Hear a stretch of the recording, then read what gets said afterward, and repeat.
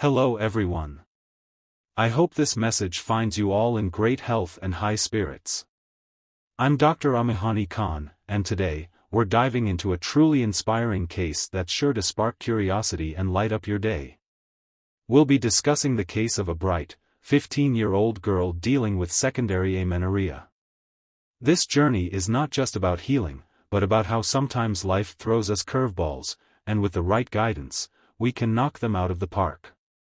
So, let's roll up our sleeves, open our minds, and walk through this case together, because every challenge brings a new opportunity for growth and success.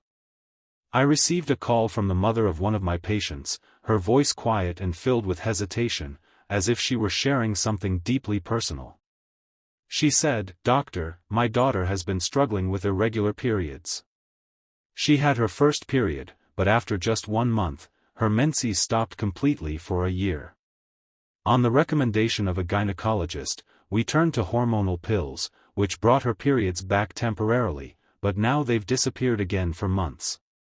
I'm deeply worried about her, especially since she's grown close to a male friend. Some of our neighbors have seen her with him, but she denies it. Rubric mind feces, not covering feces in the litter box, means patient is doing adultery and immorality publicly in open and doesn't want to hide this immoral act from neighbors. Her mother continued and said this has pushed her into depression.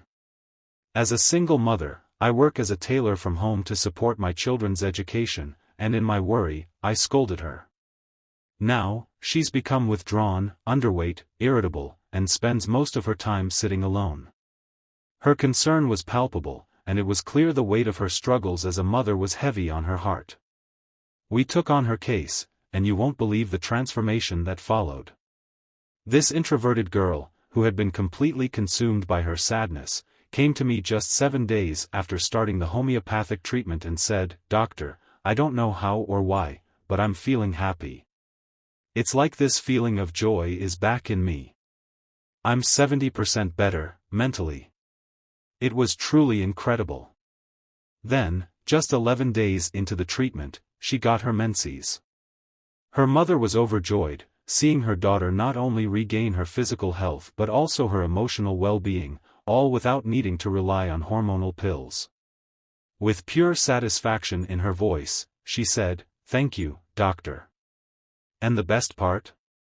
Since then, her menses have been regular for the past 2 months, a true sign of healing inside and out. During our session, she expressed a dream of joining the merchant navy to serve her country. Yet, as she spoke, I noticed contradictions. She said, "Doctor, many students apply for this seat." But moments later, she added, "Doctor, only a few apply for this seat."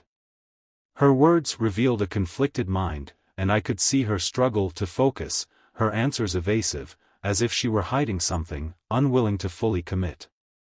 There's a specific rubric for this state, mind, answering distracted and evasively. It's when a person avoids self-revelation, trying to escape responsibility. This avoidance became even clearer as she continued. Despite her apparent passion for the job, her descriptions told a different story. She said, "Doctor, this job has respect. I want to be the captain." I asked her to explain what fascinated her most. Her response surprised me, "You can command and control the ship from land. You don't have to travel on those dangerous ships." I was stunned. If this was her passion, shouldn't she embrace the risk, the adventure? Why would she want to lead from a distance, safe on land? Rubric mind dictatorial love of power. Rubric dream, boat foundering. Here founder means to sink or to collapse means this reflects the patient's fear of ships sinking in water. Her hesitation spoke volumes, she wanted authority without the burden of responsibility. She craved control but from a distance, safe and untouched by the dangers. This insight hit me deeply, this was the core of the remedy. She elaborated further, if there's a problem on the ship, the engineer goes to fix it. The captain stays on land, giving guidance only when asked. Her words resonated with a reluctance to engage fully, preferring to observe from afar. Mind cheerful when it thunders and lightens, means she wants to provide optimistic solutions and manage problems if the ship faces any danger in water. She admitted, "I like being alone." Rubric Mind Company Aversion to, Loathing of Company. I get angry easily and don't share my personal problems, not even with my family. It was as if she wanted to rule the ship from a distance, detached from any impending risk or dangers. In that moment, I felt a surge of understanding, how beautifully patience reveal the essence of a remedy. This case wasn't just about a job, it was about the deeper desire to control life from a place of safety, avoiding the vulnerability that comes with truly living. Analysis of this case. The young girl expressed a desire to become a merchant navy officer, yet she shows no interest in putting in the hard work required for such a position. Instead, she dreams of bypassing the struggle, imagining herself parachuting directly into the highest rank without ever touching the ground level, where real effort begins. Rubric Mind Venal Corrupt. Leadership, however, is like climbing a pyramid. You start from the base, building yourself up with passion, dedication, and sacrifices. To expect to reach the top without walking the path is to misunderstand the true essence of leadership. As homeopaths and counselors, it's our duty to observe not just the patient's words but their reactions as well. Only the wise take counsel to heart. In this situation, it became clear that she wasn't ready to listen, dismissing advice with arrogance. We gently guided her, advising her to respect her mother and uphold her morals. We reminded her that engaging in immoral behavior would lead her down a destructive path because nothing good comes from evil actions. Yet, despite the guidance, her arrogance remained a barrier. For patients like these, we must make dua, pray, for them and leave their hearts in the hands of a higher power. Arrogance is one of the gravest diseases, and unfortunately, it is nearly incurable. The lesson here is profound. True leadership requires humility, hard work, and a willingness to grow from the ground up. It is not a position of ease or comfort but one of responsibility, sacrifice, and continuous learning. Those who attempt to shortcut the journey misunderstand the very nature of leadership, and in doing so, they risk losing themselves along the way. As we wrap up this discussion, I hope you found inspiration and guidance in the lessons shared today. Your journey toward success is not just your own, it's a shared path, and your success is our success. If you found this video helpful, do subscribe and share your thoughts in the comments below. We'd love to hear from you. May Allah bless all homeopaths and students with wisdom, strength, and perseverance.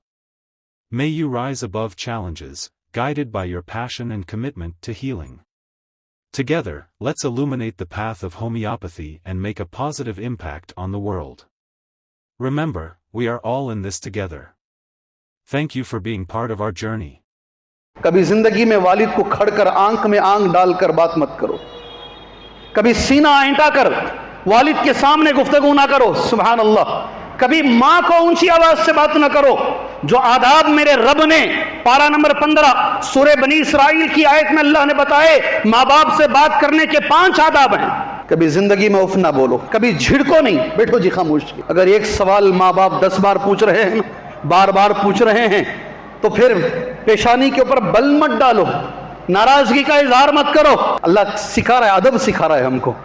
और जब भी उनसे बात करो, नरम बात, volume down रखो, चीख मत मार के ऊपर की आवाज मत उठाओ, अपने बाजुओं को झुका लो माँ बाप के सामने, ऐंठना नहीं। वक़्फ़िज़ लहुमा जनाहद्दुल्ल मिनर रहमा।